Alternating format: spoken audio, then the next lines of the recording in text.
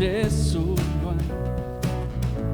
Je me tourne vers demain.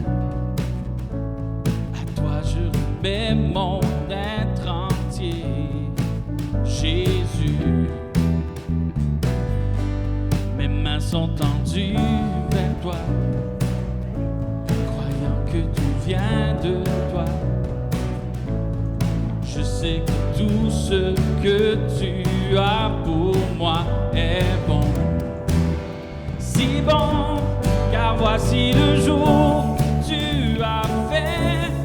Il est pour moi un sujet de joie. Voici le jour que tu as fait. Il est pour moi un sujet de joie. Non, je n'aurai pas peur.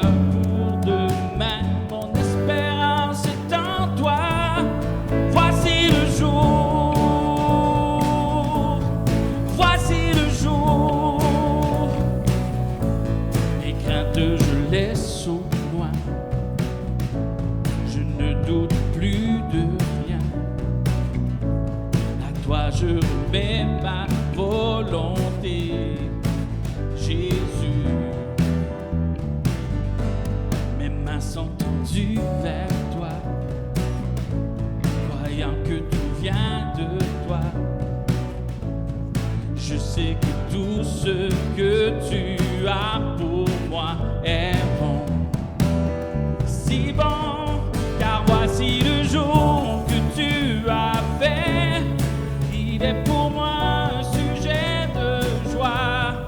Voici le jour que tu as fait.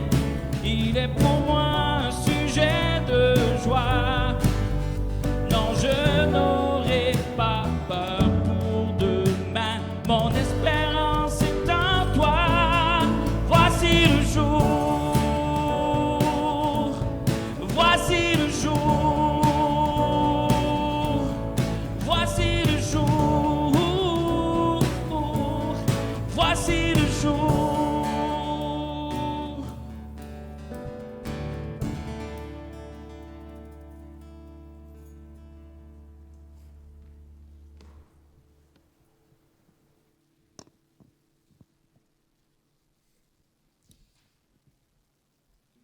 Bonjour tout le monde. Vous m'entendez bien? À la maison, vous m'entendez bien? Alors, content de vous retrouver. On vit un peu les montagnes russes des mesures de confinement. Hein? C'est le moins qu'on puisse dire. Alors, après 2 semaines à 250, on replonge à 25 personnes. Alors, vous savez, les gens à la maison, vous avez un gros avantage, c'est que vous pouvez chanter de tout votre cœur. Alors, on vous demanderait de chanter pour nous. OK, qui ici, pour vous rappeler donc, les mesures qu'on demande, qu'on nous impose, et puis pour limiter la propagation, c'est qu'on ne peut pas chanter. Donc, on se rassemble, mais ceux qui sont présents ici, on vous demande encore de vous abstenir. Je ne pensais jamais demander ça à l'Église, de ne pas chanter. C'est quand même incroyable.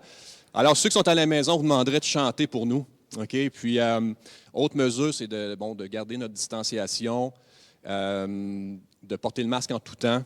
Donc, quand vous circulez comme quand vous êtes assis. Alors, juste de continuer à respecter ces règles-là au niveau de la circulation dans le bâtiment.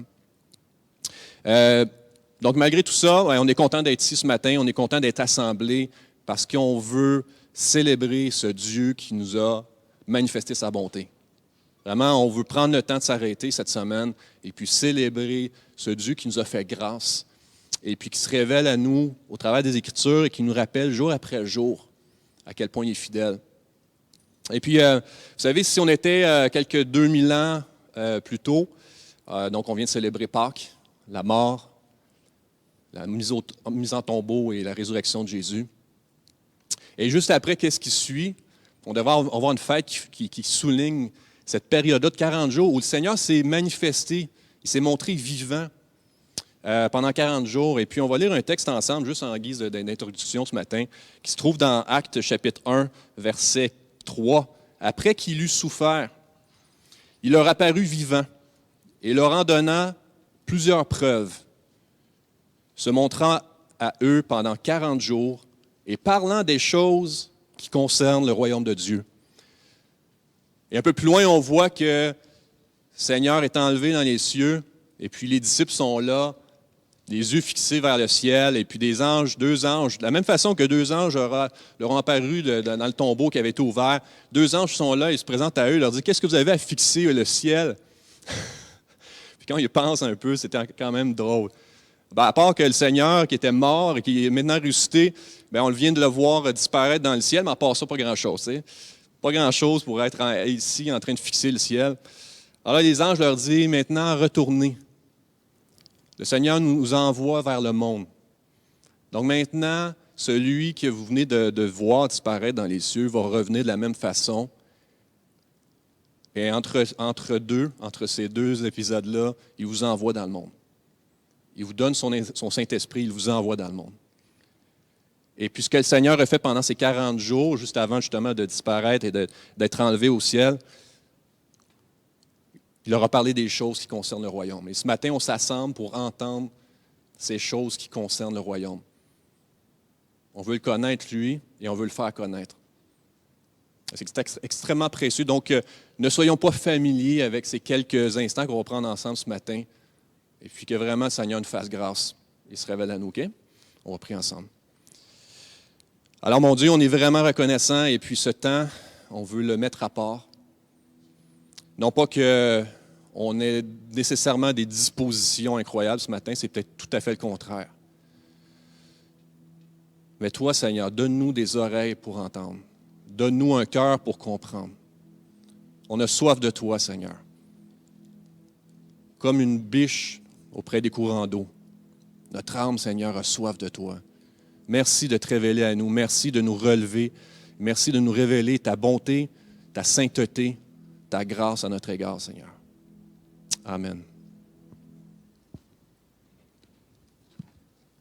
Mon épouse me partageait la semaine dernière que d'être assis à l'église puis de ne pas pouvoir chanter, malheureusement, mais ça amène une autre dimension un petit peu sur les chants qu'on chante parce que ça nous permet de vraiment, des fois, on est habitué de faire plusieurs choses en même temps, d'être multitâche, mais vraiment pour ceux qui sont présents ici à la maison, chanter, mais je pense que ça vaut la peine vraiment de prendre le temps de s'attarder aux paroles qu'on chante. Puis, juste avant de débuter, on va lire un psaume 146, mais juste avant de débuter, vous connaissez l'expression « Ouais, mais tu t'attendais à quoi? » On est souvent déçus. On est souvent déçus. Parce qu'on s'attend à des choses, à plein de choses. On met notre espérance en plein d'affaires. On fait des plans, puis ça va pas comme on veut, ça va pas comme on pense. On aimerait tellement avoir que ça marche à notre goût, à notre façon. Mais en fait, cette espérance-là, la seule espérance, en fait, dans notre existence qui est certaine, c'est celle en Jésus-Christ. C'est la seule. C'est le seul qui ne nous décevra jamais. Dans son plan parfait, dans sa souveraineté totale et complète. En ce moment, on vit mondialement, c'est super difficile pour tout le monde. Mais honnêtement, si on est déçu, c'est parce qu'on ne met pas notre espérance et notre espoir en Jésus-Christ. Puis ce matin, on va chanter des chants qui nous font méditer puis qui nous enseignent que en Jésus seul est notre espoir. Seul. Puis Pasteur Jeff disait la semaine dernière dans son message, ça m'a vraiment frappé que si Jésus lui-même ne nous soutient pas dans notre foi, on ne peut pas marcher avec Dieu. Donc, moi le premier, arrête de mettre ton espoir dans toutes sortes de choses en dehors de celui qui est la vie, la vérité, le chemin. C'est une perte de temps, puis c'est une garantie absolue de déception. Lisons Psaume 146 ensemble. Louez l'Éternel, mon âme, loue l'Éternel. Je louerai l'Éternel tant que je vivrai. Je célébrerai mon Dieu tant que j'existerai. Ne vous confiez pas aux grands, aux fils de l'homme qui ne peuvent sauver. Leur souffle s'en va. Ils rentrent dans la terre et ce même jour, leurs desseins périssent. Heureux celui qui a pour secours le Dieu de Jacob, qui met son espoir en l'Éternel, son Dieu. Il a fait les cieux et la terre, la mer et tout ce qui s'y trouve. Il garde la fidélité à toujours. Il fait droit aux opprimés. Il donne du pain aux affamés. L'Éternel délivre les captifs. L'Éternel ouvre les yeux des aveugles. L'Éternel redresse ceux qui sont courbés. L'Éternel aime les justes. L'Éternel protège les étrangers. Il soutient l'orphelin et la veuve, mais il renverse la voie des méchants. L'Éternel règne éternellement. Ton Dieu, ô Sion, subsiste d'âge en âge. Louez l'Éternel.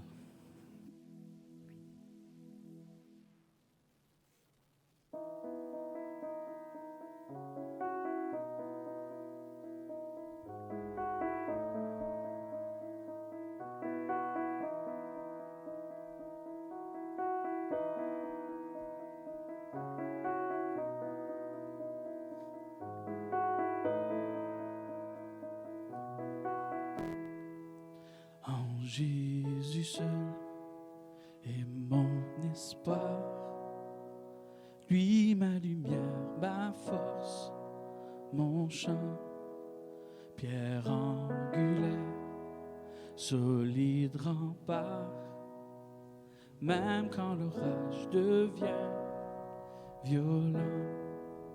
Oh quel amour, oh quelle paix. Les luttes cessent, la peur se tait. Mon réconfort, mon plus grand bien, dans l'amour du Christ, je me tiens.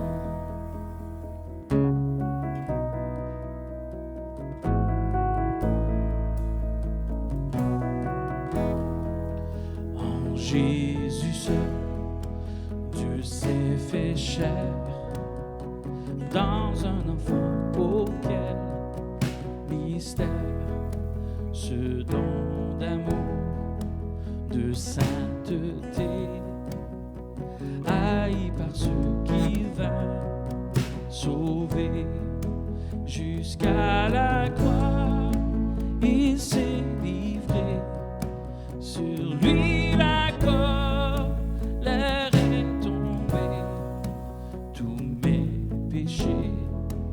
Il les a pris par l'amour de Jésus, je vis.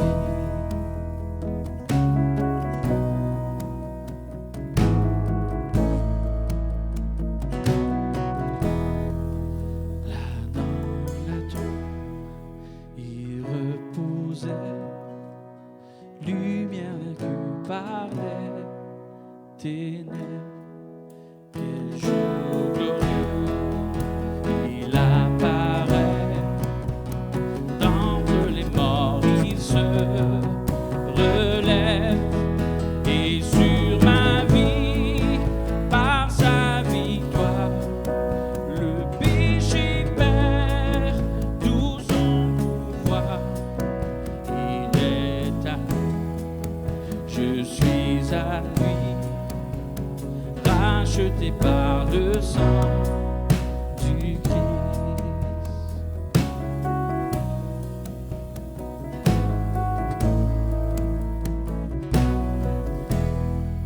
Je vis en paix, je meurs sans crainte, gardé par la puissance du Christ, du premier cri au dernier souffle. Jésus est maître de ma vie. Les plans des hommes ou du malin ne peuvent m'arracher de sa main, et qui revient ou me rappelle par la force du Christ, je tiendrai. Les plans des hommes ou du malin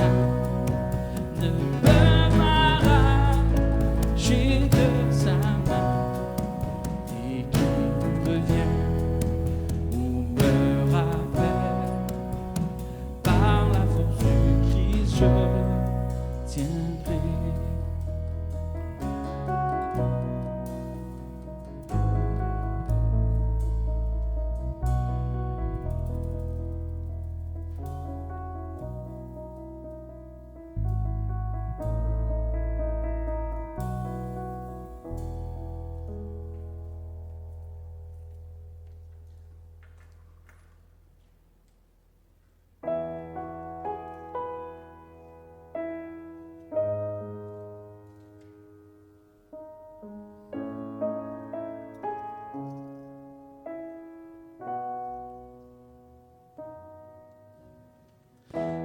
Au-delà des océans,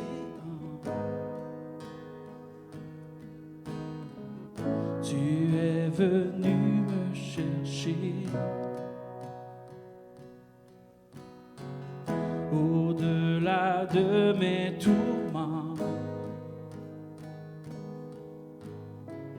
ton amour a triomphé. Montre-moi la splendeur et la beauté qu'il y a à t'obéir de tout cœur, à se confier à ta voix.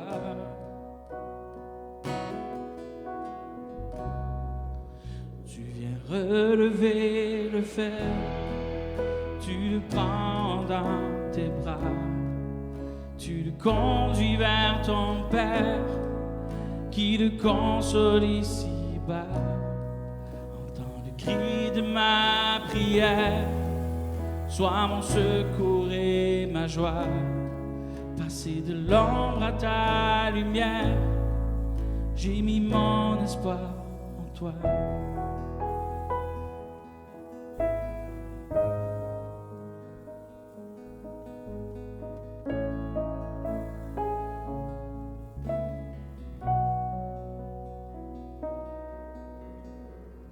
Puisque ma vie passera,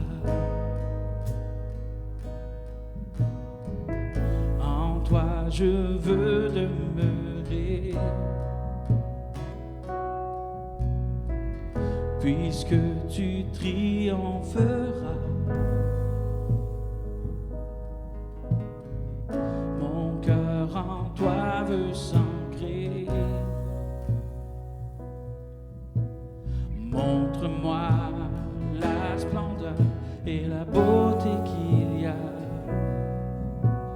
à t'obéir de tout cœur, à se confier à ta voix.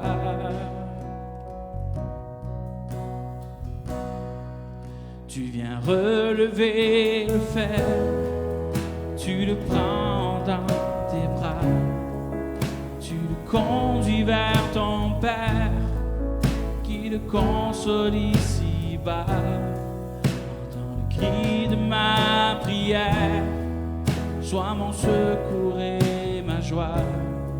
Passer de l'ombre à ta lumière, j'ai mis mon espoir en toi.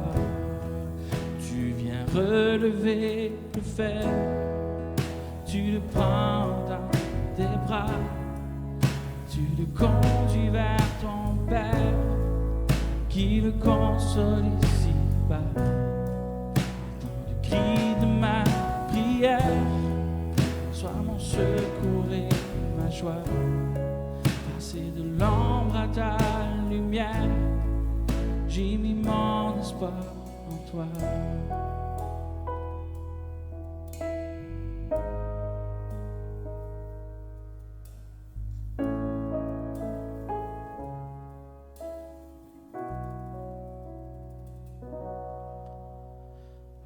Au-delà des océans, tu es venu me chercher.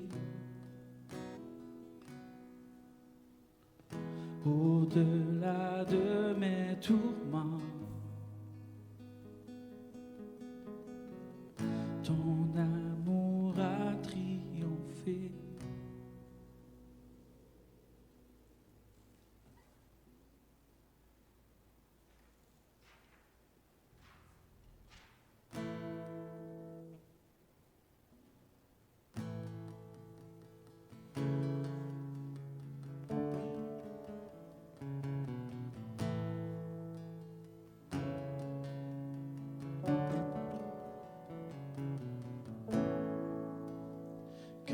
je crains d'abandonner, Christ me gardera. Quand Satan vient me tenter, il me gardera. Sur ce chemin sans son aide, je ne tiendrai pas. Ton amour est souvent tiède, il me gardera. Il me gardera. Il me gardera. Car mon Sauveur m'aime tant. Il me gardera.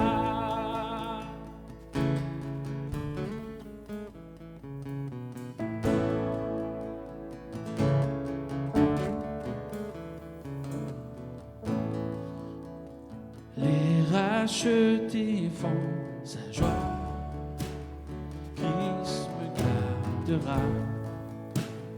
Nous sommes précieux pour le roi, il me gardera. Mon âme est en sûreté, sa promesse il tiendra. Quel grand prix il a payé, il me gardera. Il me gardera. Il me gardera. Car mon Sauveur m'aime tant. Il me gardera.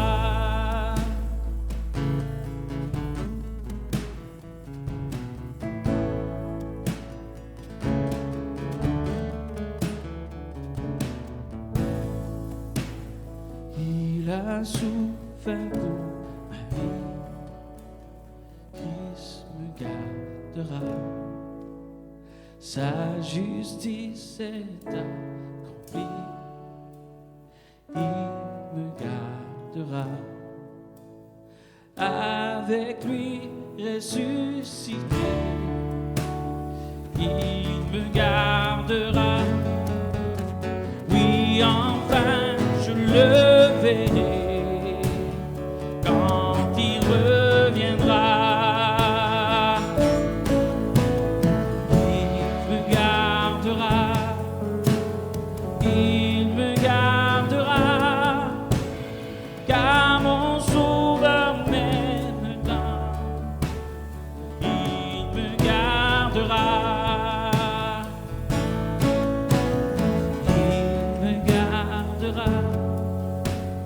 Il me gardera, car mon Sauveur m'aime tant.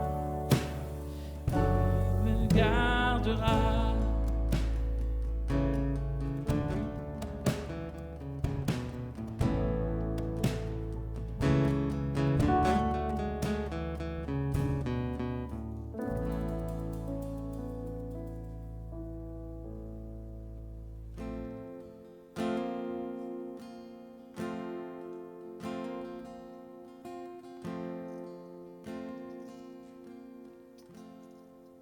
Quel est notre espoir dans la vie et la mort? Christ seul, quelle est notre seule assurance que nos âmes lui appartiennent, qui tient nos jours entre ses mains. Qu'y a-t-il qui le commande? Qu'est-ce qui nous gardera jusqu'à la fin? L'amour de Christ qui nous soutient. Chantons Alléluia, notre espoir éternel. Chantons Alléluia, Jésus-Christ est notre espoir dans la vie et dans la mort. vérité apaise l'âme troublée. Dieu est bon, Dieu est bon. Où connaît-on grâce et bonté dans le sang du Rédempteur qui nous rassure quand la peur survient, qui soutient mon droit et ma cause, qui nous secourt dans la tempête. Jésus-Christ, notre rocher. Chantons Alléluia, notre espoir éternel. Chantons Alléluia, Jésus-Christ est notre espoir dans la vie et dans la mort. Dans la tombe, que chanterons-nous? Christ il vit, quelle récompense le ciel apportera-t-il? La vie éternelle avec lui, nous rencontrerons le Seigneur.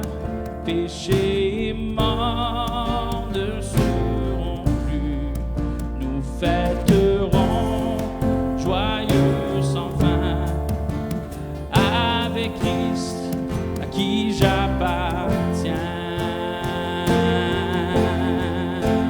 Chantons Alléluia, notre espoir éternel. Chantons Alléluia, Jésus-Christ est notre espoir dans la vie et dans la mort. Chantons Alléluia, notre espoir éternel. Chantons Alléluia, Jésus-Christ est notre espoir dans la vie et dans la mort. Jésus-Christ est notre espoir dans la vie et dans la mort.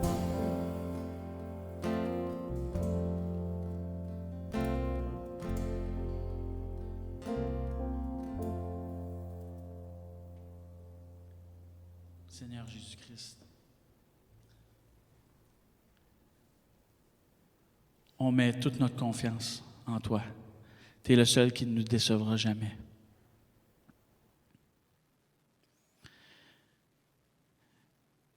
Merci pour ta fidélité qui perdure et qui perdurera à jamais. Merci pour ta grâce, tes grâces qui se renouvellent chaque matin, dont on mérite absolument rien. On est extrêmement reconnaissant.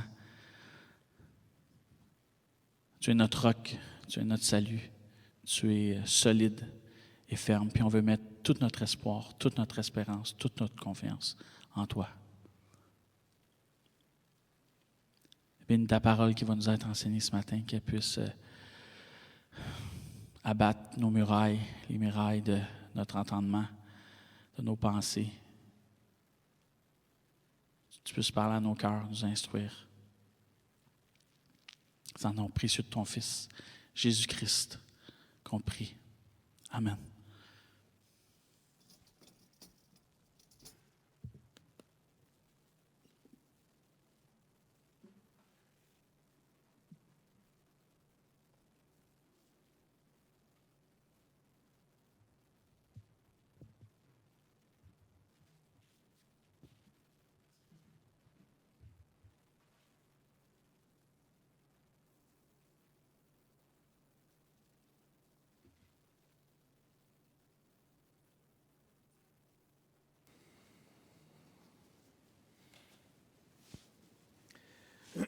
Bonjour tout le monde.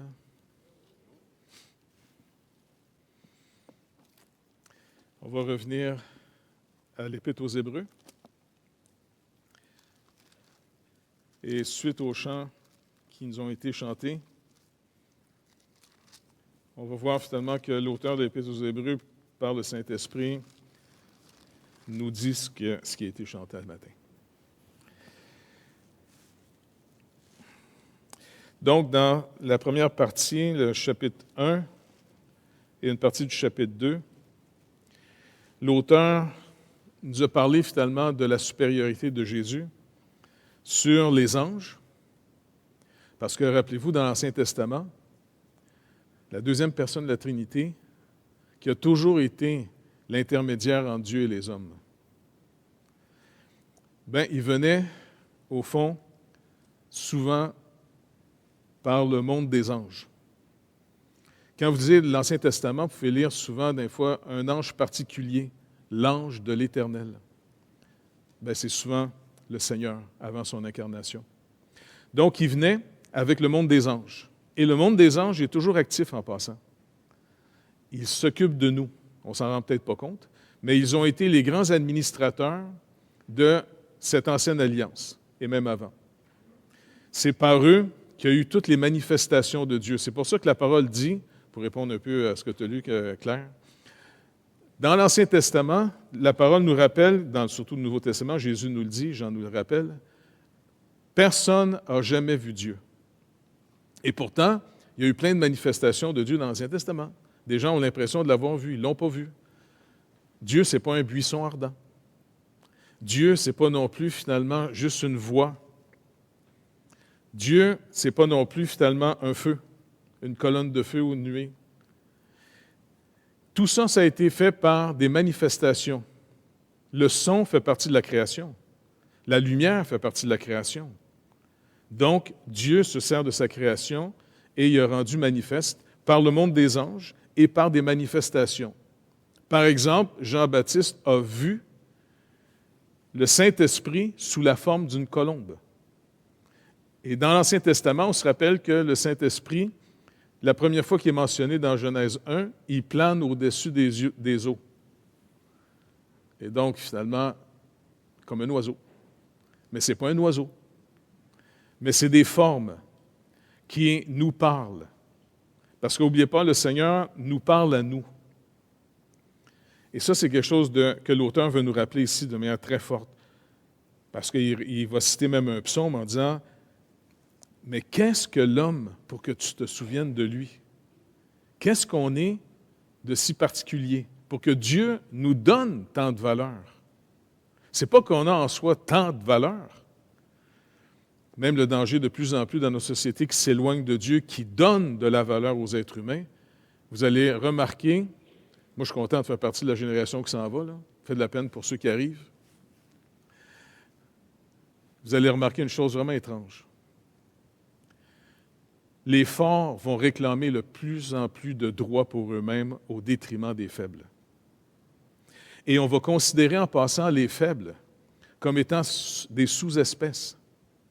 Et ça dérangera de moins en moins les gens, comme ça se passe dans certaines cultures aujourd'hui, d'éliminer les sous-espèces. Je sais que Darwin a été un petit peu, à un moment donné, a malheureusement créé une forme de racisme racial, ce qui a été détruit par rapport à la science éventuellement, parce que scientifiquement, on sait qu'on est tous sortis du même sang. C'est ce que la Bible avait déjà dit.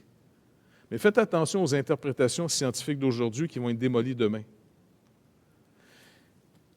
Et puis, finalement, toutes ces manifestations nous montrent que Dieu nous donne de la valeur, et même lorsqu'il a fait dans le sens, c'est comme un signe de la nouvelle alliance, de la nouvelle création avec Noé. Noé représente un Adam qui a échoué, mais qui est un type de celui qui parle d'une nouvelle alliance, d'une nouvelle terre et de nouveaux cieux.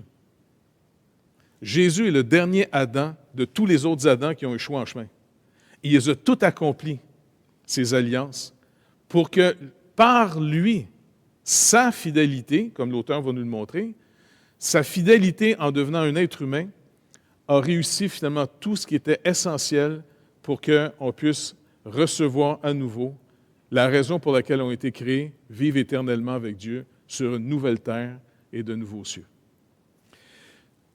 Mais, prions qu'il y ait un authentique réveil. Moi, c'est vraiment ma prière. Puis je ne parle pas juste que nos églises grossissent, là.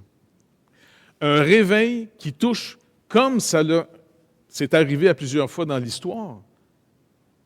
Vous savez, la différence, par exemple, entre la culture anglaise et la culture française. Si vous allez en Angleterre, jusqu'à aujourd'hui, les policiers sont beaucoup moins armés que des policiers dans le reste des pays. Parce que dans leur culture, les Anglais, ils respectent l'autorité. Ils sont même tristes que le prince, le mari de la reine, est mort cette semaine. Mais ce n'est pas que je veux élever tant que ça la monarchie, mais je veux juste vous dire, est-ce que vous êtes déjà demandé pourquoi, chez les Anglais, les policiers avaient besoin d'être beaucoup moins armés, beaucoup moins agressifs que, par exemple, dans d'autres pays? Par exemple, aux États-Unis, ils vont quasiment avoir des mitraillettes bientôt, puis ça, là, tu sais. En France, la différence des Anglais, c'est que la Révolution française, qui a été précédée par des philosophes moqueurs et méprisant Dieu, sont à l'origine, en passant, de tout l'athéisme mondial. C'est la France qui a attaqué le plus souvent toutes les formes de réveil et de réforme que la parole de Dieu était supposée d'amener, au point que Calvin et tous les autres beaucoup de Français ont dû fuir leur pays pour aller dans d'autres pays, et ils ont rendu d'autres pays comme la Hollande, l'Angleterre et ainsi de suite, beaucoup plus prospères dans le Seigneur, ce qui a amené une prospérité sociale, un respect de la vie humaine, beaucoup plus grand. Maintenant, notre pays, qui tripe toujours un peu sur les Français et qui est devenu très moqueur envers Dieu, comme si c'était une niaiserie de croire en Dieu, eh bien, si on ne croit plus en Dieu, bien, l'humanité ne croira plus non plus dans la valeur que Dieu dit que l'être humain doit avoir, car on est créé à son image. Quand il a fait l'alliance avec Noé, qu'est-ce qu'il dit? On n'a pas le droit de tuer un être humain. Et quand on va s'éloigner de tout ça, il dit même, ce n'est pas juste une question morale, c'est symbolique en plus. Est-ce que vous réalisez que les êtres humains, vous et moi, on représente un symbole? On est une image. Et c'est quelque chose qui se fait même. Est-ce que, si vous voulez, par exemple, insulter un pays, qu'est-ce que vous pouvez faire si vous ne faites pas toucher au pays? On prend le drapeau du pays et on le brûle. Et ça devient quelque chose, c'est comme un symbole. Quand vous attaquez un être humain, vous attaquez le symbole sur la terre qui représente Dieu. Et c'est pour ça que Dieu a dit à Noé que même si un animal tue un être humain, l'animal doit être mis à mort. L'animal, il n'est pas moral. C'est un instinct. Mais même l'animal, encore une fois, c'est surtout pas pour les animaux. Les animaux n'apprennent pas, ils ne vont pas à l'école. Mais ça rappelle même à toute l'humanité, même un animal qui tue un être humain doit être mis à mort. Parce qu'on représente, il dit, car l'homme est créé à l'image de Dieu. Donc, c'est quelque chose qu'on perd. Et c'est pour ça que la vie humaine va être de plus en plus sous une nouvelle forme de tyrannie. Les tyrannies, c'est toujours les plus forts qui vivent joyeusement au détriment des plus faibles. C'est ça une tyrannie, pas vrai? Les forts se servent de leur force non pas pour servir, mais pour dominer, écraser et avoir encore plus que la veille. Et inévitablement, vous allez voir de plus en plus des gens dire « Mais pourquoi on devrait protéger les vieux? » J'ai écouté même une philosophe suisse, un de mes amis qui m'a envoyé un reportage d'une Suisse philosophe qui parle de l'idolâtrie de la vie physique. C'était vraiment intéressant ce qu'elle disait. Elle dit, contrairement à d'autres périodes, aujourd'hui, on fait une idolâtrie de la vie physique parce qu'on n'éduque plus, et dans nos sociétés, il n'y a plus de valeur dans l'éternité. Il n'y a que ici et maintenant.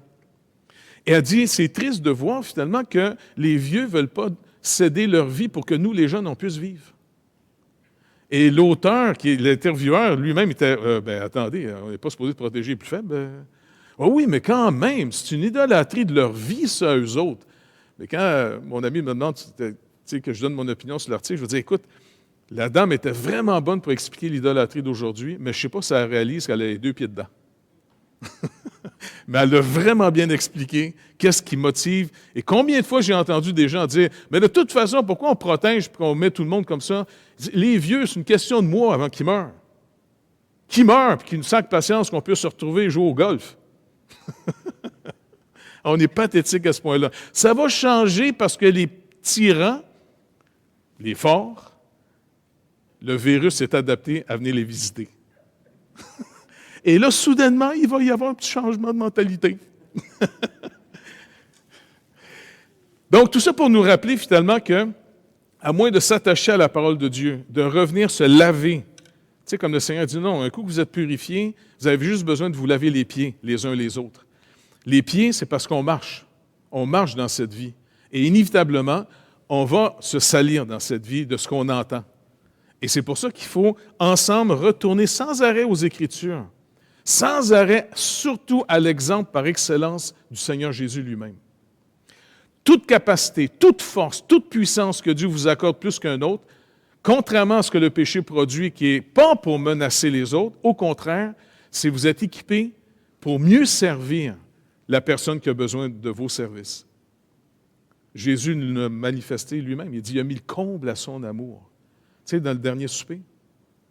Et ça, c'est quelque chose qui est vraiment impressionnant. Je vous le dis, il faut relire cette histoire. Jean l'explique plus quasiment que les autres dans son évangile.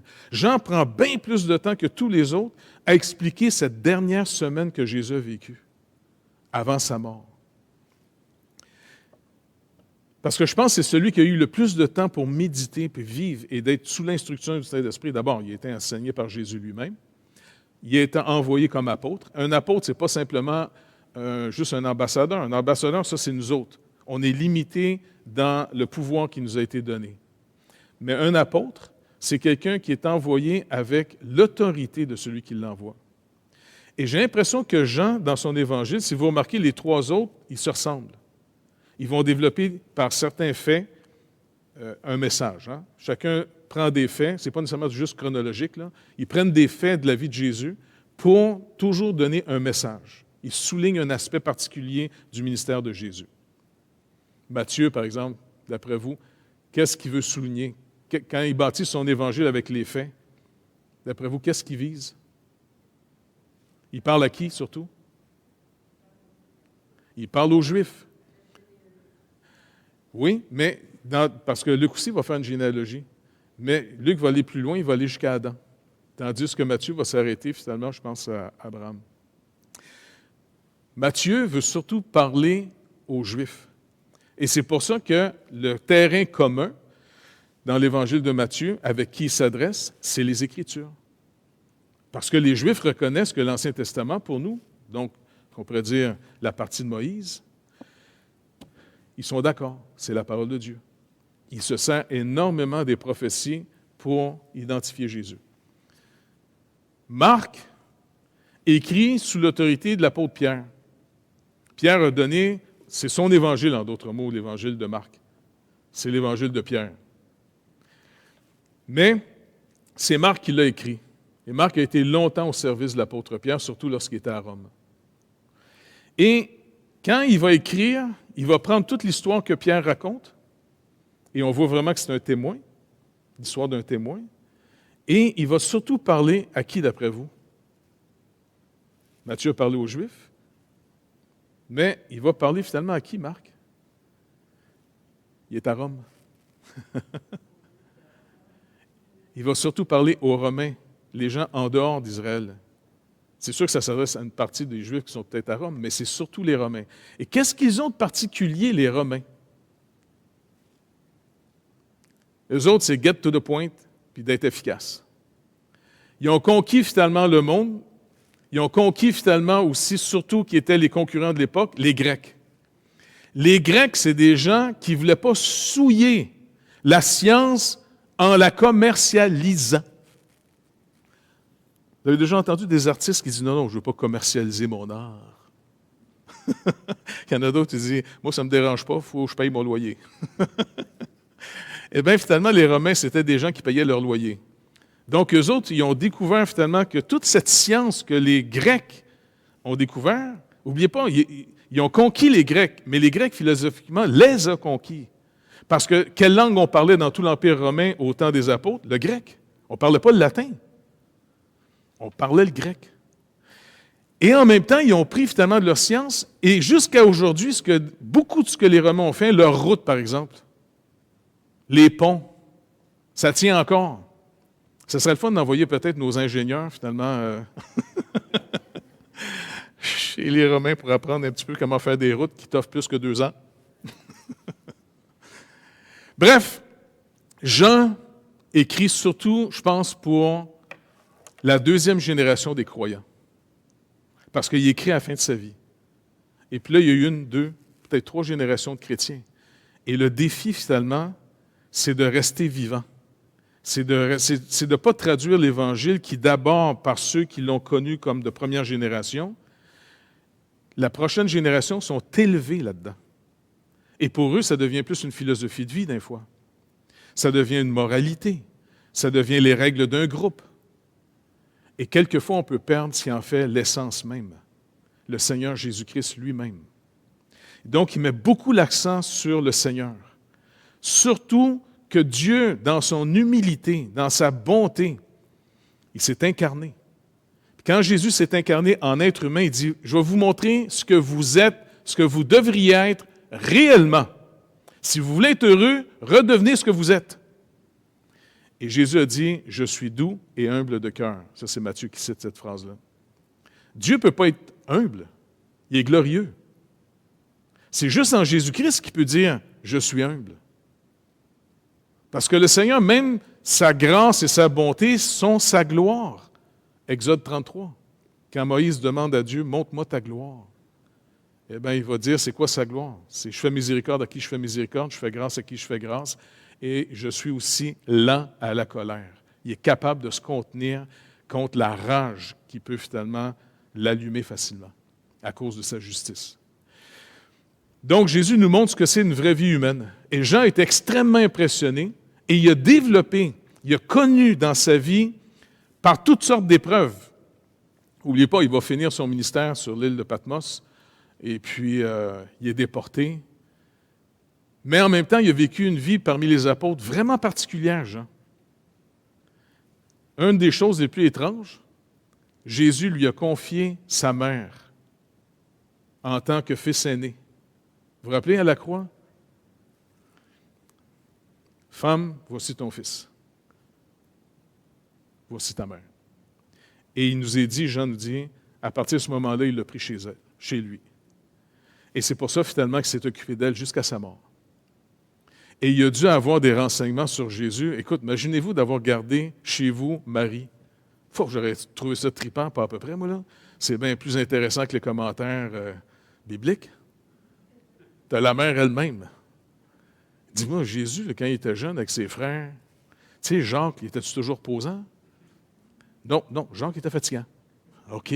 Fait comment Jésus vivait avec Jacques? Ça devait être intéressant de poser des vraies questions de la vraie vie. Comment il vivait? Et puis, quand il a travaillé avec votre mari, Joseph, puis quand le marteau ne frappait pas la planche, il disait-tu des mots? Il nous bénissait.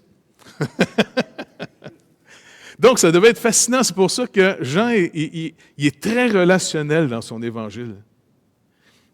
Et l'auteur de l'Épître aux Hébreux semble s'inspirer beaucoup de cette partie-là parce que c'est quelqu'un qui écrit aussi plus tard. On est peut-être avant la destruction du temple. On n'est pas sûr. Soit avant la destruction du temple ou tout de suite après, mais on n'est pas trop sûr encore. Moi, je pense que c'est peut-être avant. Parce qu'il semble parler du rituel du judaïsme toujours en vigueur. T'sais. Mais il va mettre l'emphase, encore une fois, sur « Il nous a toujours visité, notre Dieu, la 2e personne de la Trinité. » Et ça a commencé même dans le jardin. Car le soir, au coucher du soleil, il nous est dit finalement, la voix de l'Éternel parcourait le jardin. La voix de l'Éternel. La parole. La 2e personne de la Trinité. Et donc ici, après nous avoir parlé comment il est supérieur, parce qu'il nous rappelle qu'il dit que Dieu dit aux anges de l'adorer. Dans toute la parole de Dieu, un seul est digne d'adoration, c'est Dieu. Alors, inévitablement, la 2e personne ici, c'est Dieu. Ô Dieu, ton Dieu. Taouin. ainsi de suite. Après, il va commencer à parler finalement supériorité aussi par rapport aux prophètes. Oui, les prophètes ont été inspirés par le Saint-Esprit pour parler en son nom, mais jamais aussi clairement que Jésus lui-même. Jésus lui-même est venu dire tout ce qu'il a entendu de son Père. Donc, il est supérieur aux prophètes. T'sais? Et là, il va commencer à toucher un autre terrain beaucoup plus fragile pour les Juifs. Moïse. Moïse, c'est une institution en Israël. Moïse, tout le monde est d'accord que lui, c'est vraiment un serviteur de Dieu. Lui, c'est vraiment sûr. Et même, on parle souvent, même pas de la loi de Dieu, on parle de la loi de Moïse, les préceptes de Moïse. Et l'auteur va commencer ici, ce qu'on va regarder ensemble, là. À partir du verset 1, chapitre 3. « C'est pourquoi, frères saints, qui avez part à la vocation céleste, considérez l'apôtre et le souverain sacrificateur de la foi que nous professons, Jésus, qui a été fidèle à celui qui l'a établi, comme le fut Moïse dans toute sa maison. Car il a été jugé d'une gloire d'autant supérieure à celle de Moïse, que celui qui a construit une maison a plus d'honneur que la maison elle-même. Chaque maison est construite par quelqu'un, mais celui qui a construit toute chose, c'est Dieu. Pour Moïse, il a été fidèle dans toute la maison de Dieu, comme serviteur, pour rendre témoignage de ce qui devait être annoncé. Mais Christ l'est comme fils sur sa maison. Et sa maison, c'est nous, pourvu que nous retenions jusqu'à la fin la ferme confiance et l'espérance dont nous nous glorifions. Fait que ça, on reprend ici cette partie-là du texte.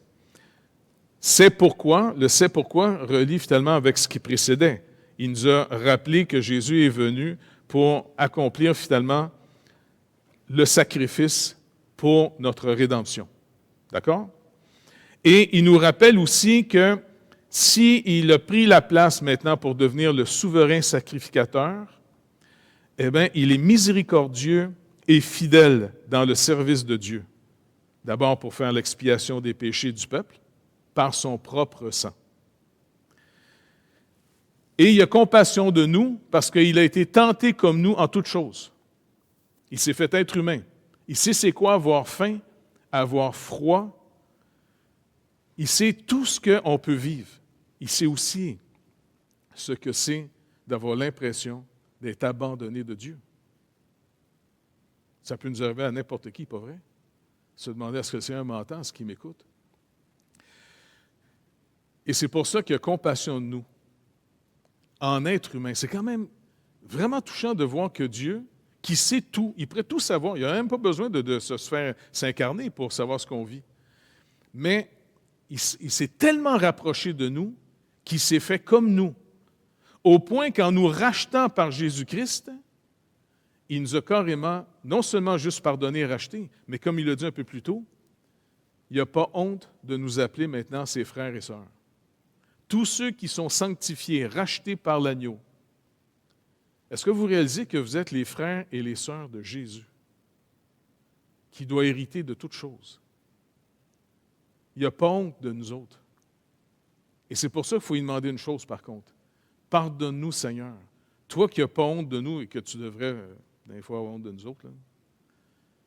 Malheureusement, nous autres, on vit dans une société que souvent, les croyants ont honte de Jésus publiquement.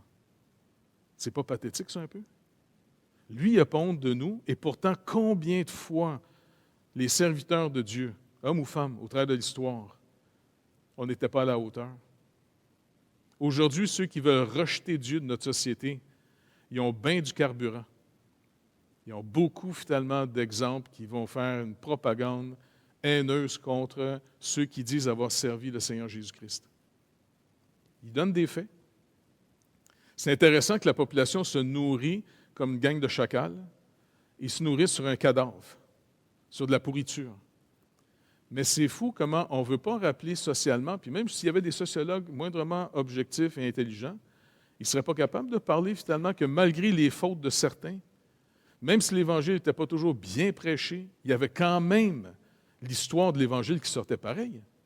Moi, quand j'étais petit, je l'ai entendu finalement à l'Église catholique, l'Évangile de Jésus-Christ qui est mort, crucifié, ressuscité le 3e jour. On parle de son incarnation avec la fête de Noël. Tu sais, je veux dire, il y avait au moins un minimum qui était là, pareil. Pas vrai? Même si la doctrine n'était pas toujours parfaite. En passant, les évangéliques qui se vantent et se louent eux-mêmes d'être les plus purs au monde, ben on n'est pas toujours posant. Hein?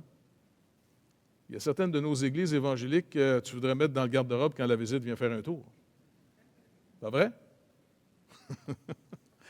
Donc, faisons très attention avant d'avoir le jugement un peu trop sévère. Rappelez-vous ce que Jacques nous dit. Jésus nous a rappelé que je vais me servir de la mesure dont vous vous servez pour juger. Vous jugez. Et je vais en mettre un petit peu plus. Jacques, qui était le frère de Jésus, le demi-frère, c'est un gars intelligent. Il a dû apprendre à survivre son frère aîné. Ça ne devait pas être facile de vivre avec Jésus, il était parfait. Et lui, il a compris une chose, par contre. Si vous voulez triompher du jugement, exercez la miséricorde. Celui qui exerce la miséricorde va triompher du jugement. Donc, l'auteur nous rappelle ici que le Seigneur a honte de nous. Parce que son œuvre à lui qui nous justifie, est tellement parfait qu'à la limite, même nous, on n'arrive pas des fois à pleinement réaliser à quel point, si on a mis notre confiance dans l'œuvre de Jésus-Christ, qu'on est venu à lui en disant « Oui, rachète-moi, Seigneur. Tu es venu sauver ce qui est perdu. » Eh bien, vous êtes parfaitement sauvés malgré toutes les déficiences humaines qu'on a encore. Vous avez le choix, soit de vous regarder, ça c'est l'aspect un peu légaliste qui vit finalement, le légaliste, le pharisien, vit toujours à partir de ses vices et vertus. Tu sais, il est toujours en train de parler de vices et vertus. Tandis que le croyant, il est appelé à considérer Jésus-Christ. Arrêtez de vous regarder. Regardez à Christ maintenant. C'est son œuvre qui vous sauve. C'est son œuvre qui devrait nous rassurer et nous calmer. On est parfaitement aimé de Dieu parce que finalement, il nous a révélé l'œuvre de son Fils, on a cru en son Fils, on a été racheté, on est adopté. Que le Seigneur puisse nous aider à mieux comprendre, puis pas juste mieux comprendre intellectuellement avec plus d'informations. Moi, ce qui me fait peur un peu, là, honnêtement, là, je vais être bien honnête avec vous autres, le danger qu'on a aujourd'hui, c'est qu'on a accès à beaucoup d'informations, même de l'information biblique. Mais le problème, c'est que la foi ne vient pas simplement de l'information biblique. La foi vient de la parole vivante de Dieu, qui renouvelle. Il y a un renouvellement d'intelligence. Il n'y a pas juste une accumulation d'informations. Il y a un renouvellement d'intelligence. Le Saint-Esprit en nous va produire finalement des désirs. Les désirs sont beaucoup plus profonds que la raison. Et puis, notre volonté dépend énormément des désirs. Combien de fois on veut parler à quelqu'un qui a un problème avec n'importe quoi, que, par exemple, vous n'avez pas ce problème-là, est-ce que c'est facile de dire, arrête de faire ça? Pensez-vous que la personne qui a un problème n'a pas pensé d'arrêter de faire ça? Mais, quand le Seigneur touche les profondeurs, les ténèbres de notre personne, le lieu où naît étrangement les désirs, les motivations, c'est pour ça qu'il dit, Seigneur, pardonne-moi et surtout, pardonne les péchés que j'ignore. Les choses qu'on ignore sont beaucoup plus agissantes qu'on peut penser dans notre vie. Pourquoi ça me dérange, ça? Pourquoi j'aime ça? Pourquoi si? Pourquoi? Souvent, on n'arrive même pas à s'expliquer. Je ne sais pas, moi. Je ne sais pas, pensez à des fautes. N'importe quelle addiction. Je suis en train de relire un peu l'ouvrage de mon monsieur parce que je pense qu'il n'est plus édité. Là. Il y a du monde qui m'ont dit, il est où ce livre-là? Puis, c'est Alliance qui éditait ça à l'époque, puis on ne le trouve plus, je pense. Mais c'est intéressant parce qu'il dit, OK, je vais commencer avec ce que vous allez tout de suite penser, les addictions, drogue, alcool, ainsi de suite. Après ça, il s'en va vers des drôles d'addictions, le jeu. Ah, c'est bizarre, hein? Il y en a qui trippent sur le jeu. Moi, j'avais un ami que quand ça allait pas bien, et puis surtout à une saison de l'année, en automne, le gambling, il revenait.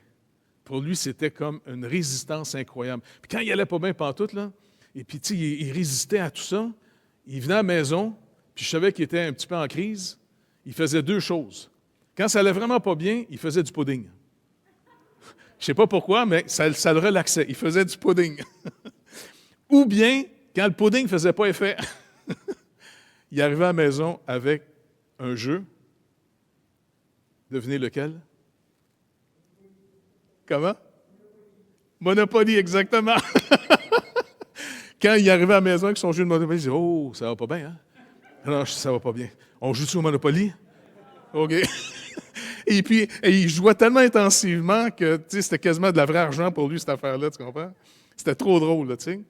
Mais quand il m'expliquait, je dis, ben explique-moi, je comprends pas, tu sais. Non, il dit, ça te dérange pas, toi, supposons que tu arrives pas loin du casino. J'ai jamais été, ça me tente pas. Pourquoi je vais aller mettre mes 25 cents dans une machine? Tu mets des chiens dans un canal, là, tu sais. Il dit, non, mais tu sens pas une vibration? T'as une vibration, toi, là-dedans? Non, j'ai d'autres types de vibrations, mais pas celle-là. Et donc, finalement, tu dis, mais d'où vient ce désir si fort qu'à la limite, les gens, après ça, la raison est capable de te fournir des raisons pourquoi tu devrais y aller. La raison est au service des désirs. Et la volonté est servante, finalement, aussi souvent des désirs. Et c'est là que le Seigneur dit que quand il dit que la lumière soit, elle fut dans les ténèbres. Et Paul fait ce passage-là dans sa deuxième lettre aux Corinthiens pour rappeler que c'est dans nos cœurs. Le cœur, ce n'est pas juste la pompe.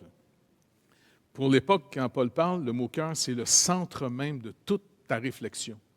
Pas juste le raisonnement, pas juste la volonté, ce qui est encore plus profond. Qu'est-ce qui bouillonne de désir?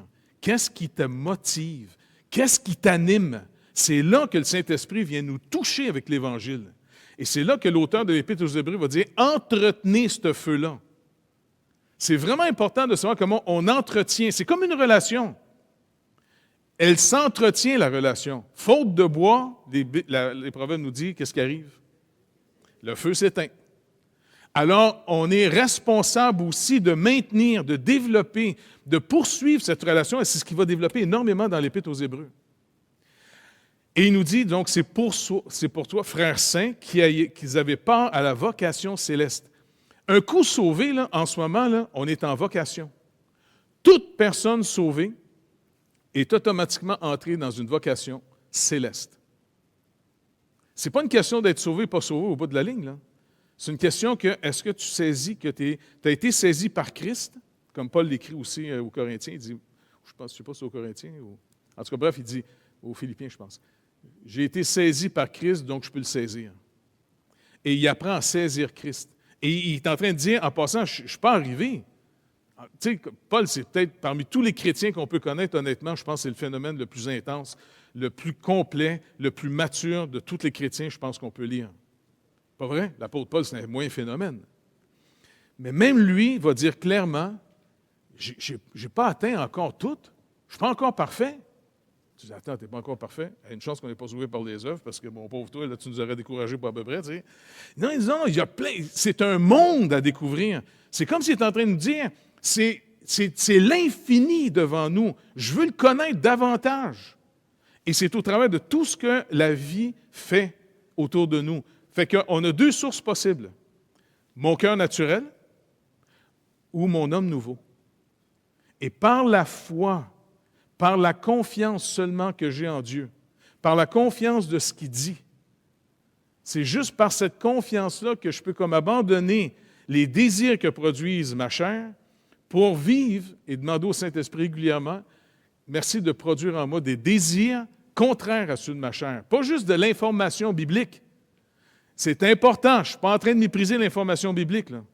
Mais si le Seigneur ne touche pas profondément votre cœur, ce qui est un aspect comme subjectif de notre communion avec Dieu, aimer quelqu'un, là, est-ce que c'est juste logique aimer quelqu'un? Tu sais, je ne sais pas, moi, imaginez que votre femme, votre mari dit « Pourquoi tu m'aimes? » Ben, on peut donner quelques raisons externes. Pas vrai? Tu as une belle face. On est à l'église, fait que je n'irai pas plus loin. Tu es intelligente. Mais écoutez, quand je sortais avec Carole, j'avais un ami, à un moment donné, tu sais, je parlais de Carole, elle est tellement belle, c'est pas croyable. Elle a des grands yeux de biche, puis tu sais, puis elle a bien des cheveux, tu sais. Non, elle me faisait triper, cette femme-là, c'était pas croyable, tu sais.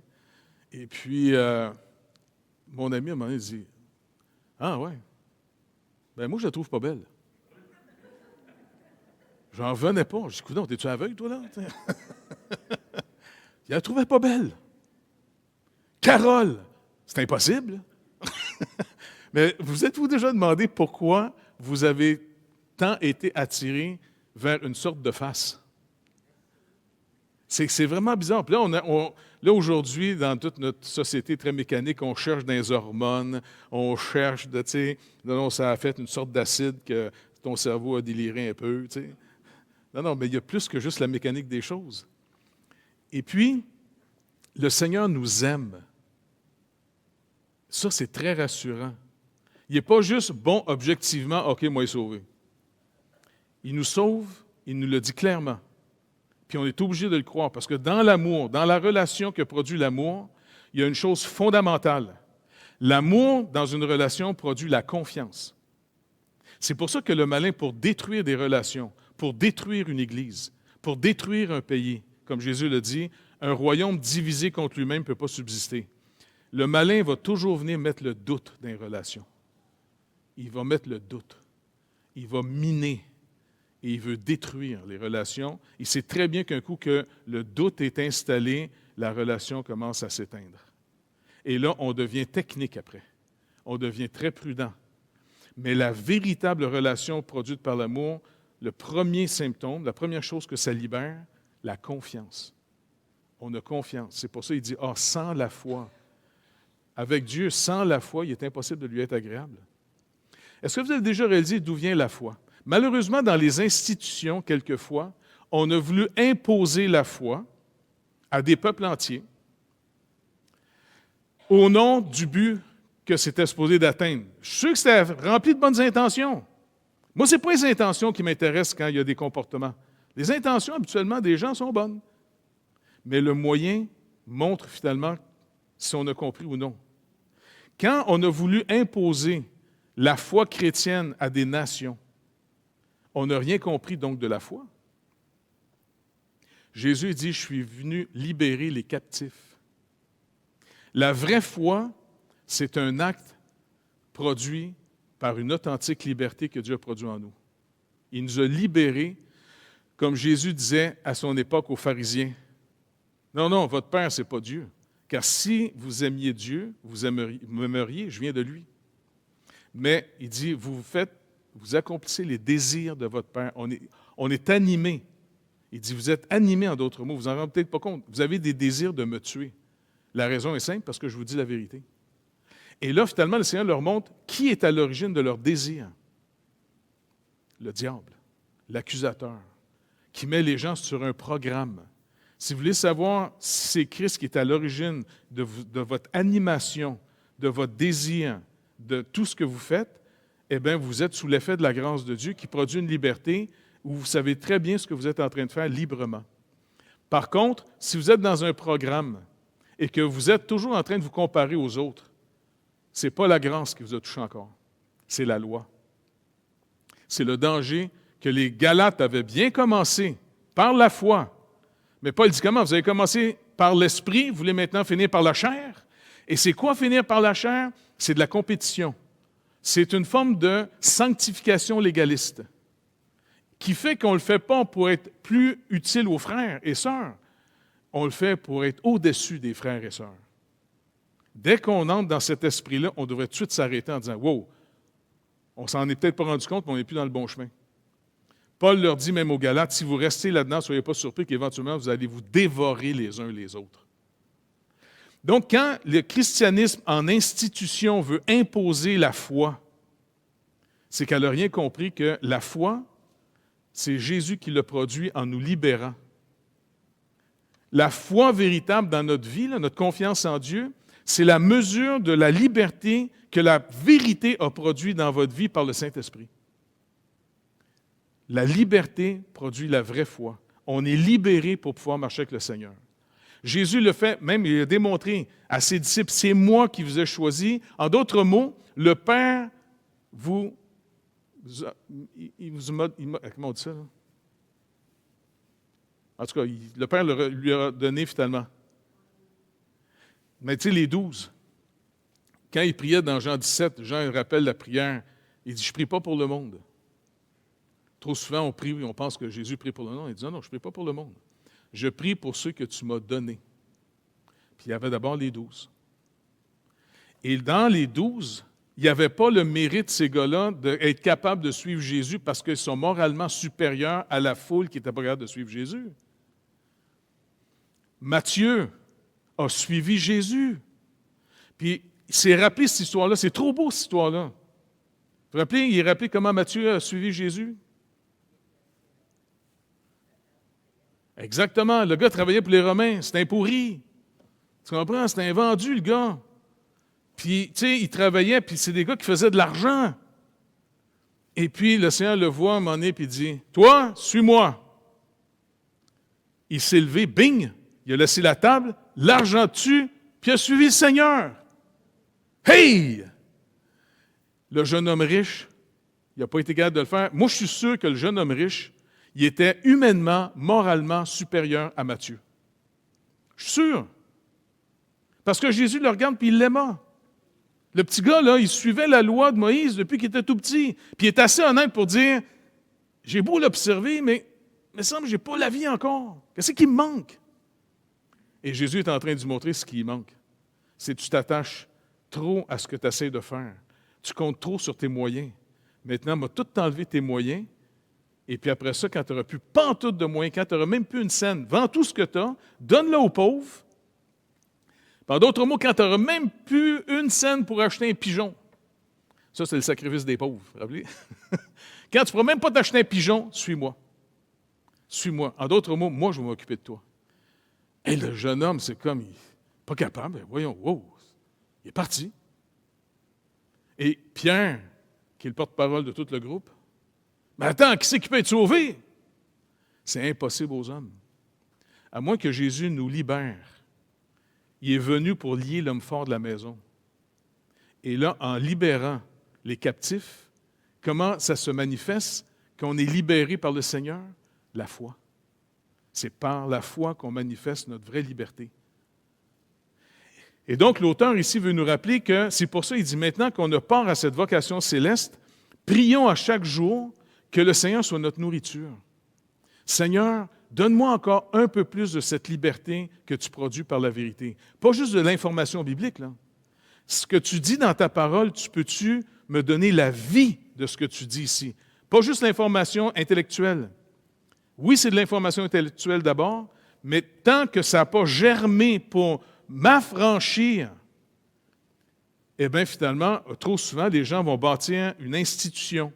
Et faites attention, c'est très facile de vouloir jouer les règles de l'institution pour grimper les échelons. Et c'est pour ça que le sujet qu'il va aborder est très difficile. Moïse est devenu une institution. Et là, l'auteur, il n'est pas en train de rabaisser Moïse. Il va dire, non, Jésus, et puis ici ma traduction n'est pas tellement exacte, là, verset 2, Jésus qui a été fidèle. En réalité, finalement, on devrait plus traduire Jésus qui a été et qui demeure fidèle, car il continue son ministère en ce moment. Il n'a pas fini juste à la croix puis il est ressuscité. Il est ressuscité pour montrer au ciel, auprès de Dieu, pour être dorénavant notre intermédiaire en Dieu et les hommes, comme souverain sacrificateur, comme l'auteur le dit ici. Donc, en tout cas, les nouvelles versions, je pense, l'ont corrigé, ils le mettent au présent. Ça se peut-tu dans vos versions? Il est resté fidèle. Ah, c'est mieux traduit, oui. Jésus qui est resté fidèle à celui qui l'a établi. Il va montrer finalement qu'il est établi comme souverain sacrificateur selon l'ordre de Melchisédek, ce qu'il va expliquer un peu plus tard. Mais regardez, qu'est-ce que ça veut dire pour nous en ce moment que Jésus est supérieur à Moïse? Moïse nous a donné la loi de Dieu. La loi dit la vérité, mais elle ne nous donne pas le pouvoir de changer. Elle freine le mal, mais elle ne change pas le cœur. La loi manifeste aussi ce qu'on doit. Et troisièmement, la loi va nous amener à Christ crucifié qui prend notre place de condamnation. Donc, soyez pas surpris que plus on va marcher dans la lumière, plus vous allez voir votre nature humaine comme sans Christ, c'est vrai, je suis vraiment perdu. Ça ne veut pas dire que je justifie le mal que je fais. Pour mortifier la chair, pour ne pas y donner le droit de faire le mal, il va falloir qu'il y ait une autre justice qui rentre dans notre vie. C'est pour ça que je vous dis, le légalisme, c'est très dangereux. Ça donne aux gens de devenir prétentieux, violents.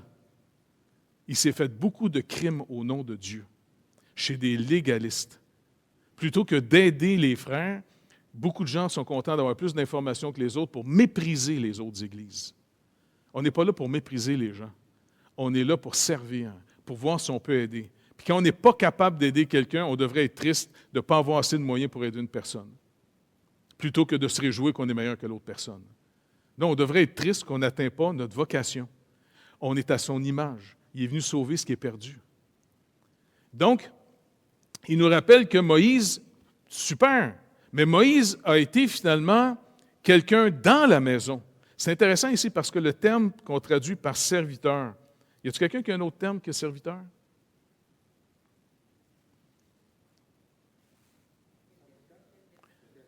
Ça, c'est le verset,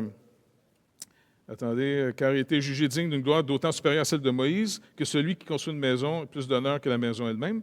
Il dit, chaque maison construite, après ça, un peu plus loin, il dit, pour verset 5, pour Moïse, il a été fidèle dans toute la maison comme serviteur pour rendre témoignage de ce qui devait être annoncé. Maintenant, serviteur, ici, c'est intéressant parce que dans le Nouveau Testament, à chaque fois que vous avez le mot serviteur traduit, ça vient souvent du mot logos, doulos. Doulos, un esclave. Un esclave, c'est quelqu'un qui est forcé à faire un travail. Mais ici, c'est plus le terme intéressant qu'on a même en français, ça vient du mot thérapone, thérapeute. Donc, Moïse était quelqu'un qui est entré volontairement et qui a servi avec joie Dieu. Pas comme un esclave, pas forcé. Le Seigneur a vraiment touché son cœur à ce qu'il est revenu par la grâce de Dieu, mais c'est un terme que l'auteur emploie ici vraiment différent, comme un thérapeute, un soignant, quelqu'un qui a vraiment pris soin du peuple de Dieu, et en passant, il a pris soin d'un peuple qui cherchait à le tuer régulièrement. Tu sais, nos petits égos, des fois, quand quelqu'un n'est pas gentil, hein? En tout cas, je peux juste parler pour moi.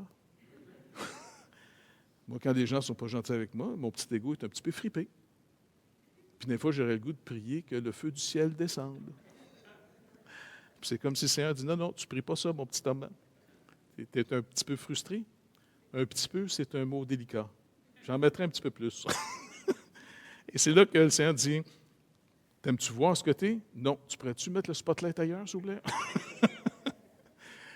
Mais ici, Moïse, il a eu un service, un amour pour Dieu et pour le peuple de Dieu. Regardez, et c'est ça qu'on m'a demandé au Seigneur. Il a vu dans le peuple, pas nécessairement tout leur côté charnel. Écoute, ces gars-là, c'était même quasiment des meurtriers à son égard. Ils ont voulu le tuer.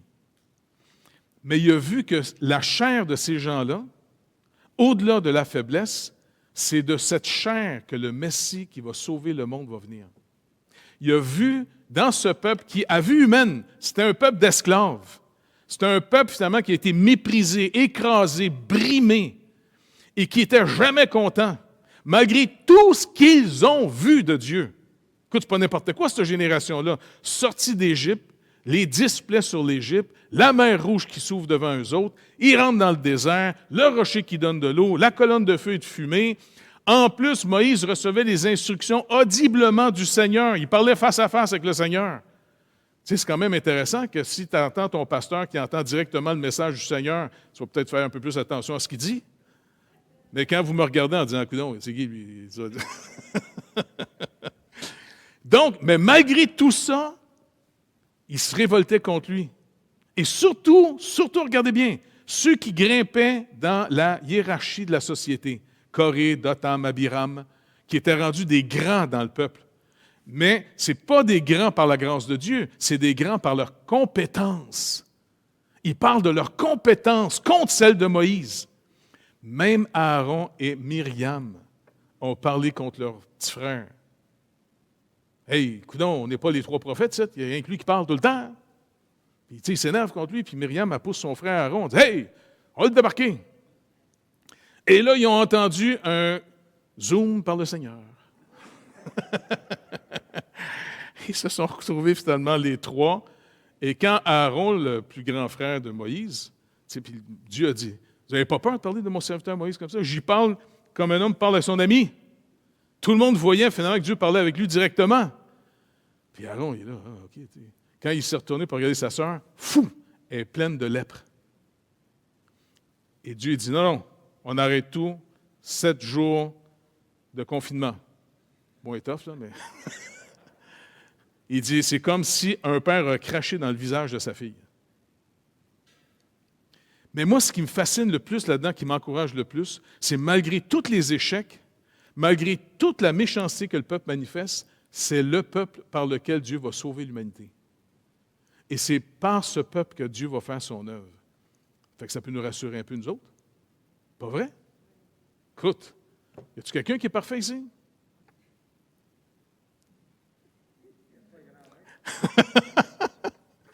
Peut-être du monde à la maison qui lève leurs mains, mais en tout cas...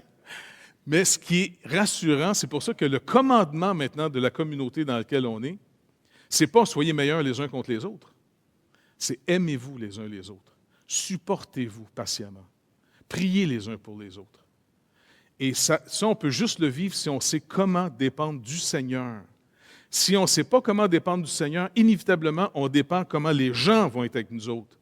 Et là, c'est source de trop de grande joie ou de trop grande frustration. Et Pierre nous rappelle, soyez sobres, vaquez à la prière. La sobriété se trouve si j'ai trouvé mon attente dans le Seigneur. Si je ne sais pas comment m'attendre à lui, je m'attends de vous, je m'attends des événements, je m'attends de toutes sortes de choses. Moi, je vais apprendre chaque jour, un peu tout le temps, malgré des échecs. On en fait tous des petits échecs en chemin. On va voir le Seigneur, on lui confesse nos fautes, il est fidèle et juste pour nous pardonner. Et il dit, OK, on continue. Le but du Seigneur, c'est qu'on le connaisse. Jean 17, quand Jésus prie, Jean se rappelle de ça. Il prie, il entend Jésus prier. La vie éternelle, c'est qu'il te connaisse. Ce n'est pas juste qu'ils soient informés sur toi. Les Juifs à qui l'auteur s'adresse ici sont hyper informés sur Dieu. Ils ont 1500 ans d'histoire. Mais ils n'ont pas compris le message. Ils n'ont pas compris que Moïse parlait de celui qui devait venir, de ce qui devait venir. Il parle du futur. Il est une image. Le temple est une image. Le tabernacle est une image. Le pain dans le désert est une image. Le rocher qui donne l'eau est une image. La mer rouge qui s'est ouverte est une image. Pharaon est une image du vrai pharaon de ce monde qui est Satan. C'est toutes des images. La terre promise est une image. L'auteur va essayer, sans détruire rien, mais je vais vous dire une chose, il n'y a rien de plus difficile que de s'attacher véritablement au Seigneur quand il faut abandonner une institution qui rassurait tout le monde. Moïse rassurait tout le monde. Ça a fait ses preuves pendant plus de 1500 ans. Et là, ils doivent abandonner, pas juste Moïse. Ils savent qu'ils vont être rejetés de la synagogue. Ils vont non seulement perdre la synagogue, ils vont perdre leur citoyenneté de Juifs. Ils vont être rejetés du peuple. Ils vont être rejetés de leur famille. Ils vont tout perdre pour suivre le Seigneur. C'est pour ça qu'il dit, rappelez-vous, vous avez perdu bien de vos biens quand vous avez cru en lui. Maintenant, continuez à le connaître, parce que si vous retournez à votre ancienne croyance, c'est de l'apostasie. Et certains vont me dire, ouais, mais ça s'adresse juste aux Juifs. Non, non, non, non. Oui, d'abord, c'est pour les Juifs. Les croyants juifs, les Juifs dans un salut, on va dire, social, et les non-croyants juifs. Mais écoutez, ça fait 2000 ans que le christianisme existe sur Terre. Et nous, dans les nations dites chrétiennes, parce que je ne crois pas que les nations sont chrétiennes, mais ça a été une culture, aujourd'hui, le Québec abandonne ouvertement le Seigneur. Que ce soit à tous les niveaux du gouvernement, que ce soit l'éducation, le médical, partout, on abandonne le Seigneur. On jette Dieu dehors. OK? Maintenant, ça s'appelle une apostasie. Et c'est pour ça qu'on peut s'instruire qu'est-ce qui est arrivé à la nation d'Israël quand ils l'ont rejeté. Jésus dit, cette génération-là ne pensera pas que pierre sur pierre va être renversée. Maintenant, on peut aller intercéder pour le Canada. On peut vraiment intercéder, parce qu'en passant, longtemps, le Canada a été soutenu par des chrétiens qui ont intercédé Dieu, qui ont souvent intervenu quand des gouvernements ont voulu tasser Dieu avant. Par exemple, quand Trudeau a voulu faire changer la charte canadienne, le père, eh bien, les chrétiens de l'Ouest, en passant, ont intercédé, ils se sont impliqués au niveau de la politique, et ils ont dit, oh, un instant, dans la charte canadienne, voici comment tu dois la définir. OK, si tu ne veux pas qu'on intervienne dans les chambres à coucher, c'est une chose, mais on va reconnaître une chose dans notre pays, la suprématie de Dieu et celle du droit. Ça, c'est dans la Constitution canadienne. Mais les politiciens, comme celle du Québec, Mme Marois, avec l'ancien député fédéral du Parti libéral, comment il s'appelait déjà, il était député à Cartierville, là.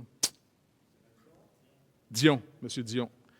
Les deux se sont vantés que, puis Mme Marois, malheureusement, a dit non, ça change comme rien une Constitution. Puis normalement, on devait être protégé par cette Constitution, que c'est toutes les provinces qui doivent. Si tu changes quelque chose, c'était avec l'accord de tout le monde. Ça a été juste ces deux personnes-là qui ont carrément changé un article dans la loi qui protégeait, au fond, l'éducation sous le catholicisme ou le protestantisme, ou même ceux qui ne voulaient pas de religion. Et elle a débarqué ça avec Dion. Et puis, ça a fait changer. Puis, on a longtemps, nous autres, travaillé avec d'autres églises pour essayer de le contester, ramasser de l'argent pour qu'il y ait des gens qui plaident auprès du gouvernement. Ils ont fait ça comme rien. Ils ont tout simplement jeté ça aux poubelles. Et ils ont mis une nouvelle loi. Ça va être maintenant, l'éducation va être linguistique. J'ai un de mes amis en France qui m'a envoyé finalement des citations d'un livre qui est écrit sur la religion républicaine. Les Français, je vous dis, ils ont été à l'origine de bien des ravages, philosophiquement. Et puis, une des forces de la République française, c'est qu'ils vont peut-être permettre aux gens de faire de la religion, mais ils veulent l'instruire pour faire le citoyen de la République. Tu dois croire d'abord dans la République, après dans ta religion. Eh bien, quand l'État demande ça, ça devient la bête. Pas compliqué. C'est comme à l'époque de l'Empire romain, quand ils ont commencé à avoir peur de perdre. Tant qu'il était sécure, il n'était pas menaçant. L'apôtre Paul a été même protégé par le droit romain contre les Juifs. Mais Jean, il nous rappelle que l'État peut devenir aussi la bête. Et c'est là que l'État, quand elle est insécurisé, d'après vous, elle veut remplacer Dieu et elle dit dorénavant, c'est ce que nous, on décide qui doit être cru. C'est plus la suprématie de Dieu. C'est pour ça que notre rôle en tant que croyant, c'est de vraiment dire, OK, on est dans une vocation céleste. Maintenant, qu'est-ce que le Seigneur attend de nous? Mais ce qui est intéressant en terminant, c'est que, justement sur le terme du verbe ici, Jésus a été et est encore, il demeure fidèle. Moi, ce qui m'encourage énormément, c'est que présentement, là, pendant qu'on se parle, le Seigneur Jésus est auprès du trône de Dieu le Tout-Puissant et il prie pour nous. Il agit en tant que souverain sacrificateur. Donc, il nous est décrit comme étant miséricordieux et fidèle. D'après vous, ça veut dire quoi? Qu'est-ce que l'auteur essaie de nous faire dire, nous faire comprendre en disant notre souverain sacrificateur, comme tous les souverains sacrificateurs, mais à plus forte raison, lui qui est le souverain par excellence, sacrificateur. Qu'est-ce qu'il entend par miséricordieux et fidèle? Miséricordieux. Pourquoi il dit qu'il est miséricordieux? Pour nous pardonner, c'est vrai, mais c'est qu'en réalité, il est miséricordieux envers les humains qui dépendent de lui. Comme le souverain sacrificateur en Israël allait finalement plaider pour le peuple en amenant le sang, une fois par année. Jésus, finalement, il le fait une fois pour toutes, et il est miséricordieux. En d'autres mots, savez-vous quoi? Vous avez un souverain sacrificateur, le Seigneur Jésus lui-même. Il est en train maintenant pour nous de prier. Il sait très bien ce qu'on vit en ce moment. L'histoire du virus qui se promène à la grandeur de la planète, pensez pas qu'il est complètement désemparé, le Seigneur. Là. Tu comprends? Je ne serais pas surpris qu'il en ait l'auteur. Parce que ça frappe l'idolâtrie occidentale des pays riches. Et c'est intéressant de voir qu'à toutes les fois qu'une maladie touche les riches, avez-vous vu comment on la trouve, l'argent? Pour se soigner. Avez-vous remarqué que les maladies de pauvres, n'y a pas grand-chose qui se fait. Mais encore une fois, on vit dans une tyrannie. Les puissants, eux autres, pensent que leur vie est vraiment digne d'être sauvée. Fait que là, on sort des milliards à la grandeur de la planète pour trouver toutes sortes de vaccins.